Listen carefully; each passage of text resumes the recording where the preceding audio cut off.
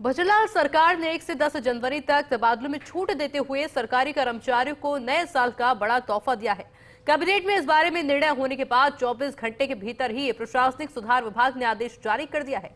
ये खास रिपोर्ट देखिए। जनप्रतिनिधि काफी समय से तबादलों पर रोक हटाने की मांग कर रहे थे, लेकिन पहले विधानसभा उपचुनाव, फिर राइजिंग राजस्थान और फिर सरकार का 1 साल पूरा होने पर समारोह। ऐसे में इन सभी जरूरी राजकाज से निपटने के बाद सरकार ने तबादलों पर रोक हटाई है। हालांकि स्कूल शिक्षा, उच्च शिक्षा, तकनीकी शिक्षा, कॉलेज शिक्षा विभाग से रोक नहीं हटाई गई।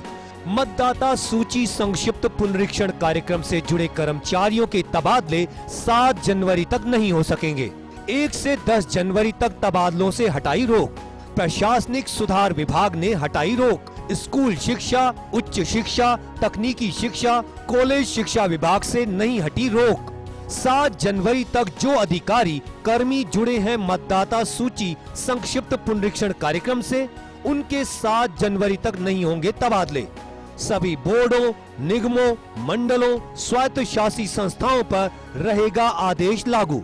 भजनलाल सरकार में तबादलों के लिए पहली छूट के आदेश 8 फरवरी 2024 को जारी हुए थे। ये छूट 10 से 20 फरवरी तक 11 दिनों के लिए दी गई, जिसे मंगलवार मध्य रात्रि को 2 दिनों तक बढ़ाया गया। पिछली सरकार का तबादलों की छूट का डाटाबेस। इससे पूर्व 10 से 30 सितंबर 2019 तक तबादलों पर रोक हटाई गई थी। इससे पूर्व 16 सितंबर से 31 अक्टूबर 2020 तक तबादलों से रोक हटी थी। तब भी पंच सरपंचों के चुनाव के बीच ये रोक हटाई थी।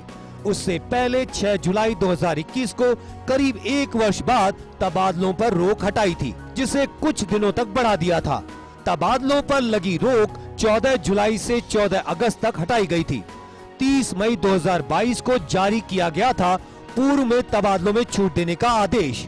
उस समय करीब 7.5 महीने की हुई थी तबादलों की एक्सरसाइज।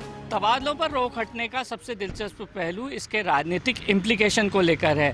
इसके राजनीतिक प्रभाव किस रूप में सामने आते हैं और क्या बार बार तबादलों पर बैन हटता रहेगा, ये सबसे बड़ा यक्ष प्रश्न है। कैमरा पर्सन यश के साथ ऋतुराज शर्मा, फर्स्ट इंडिया।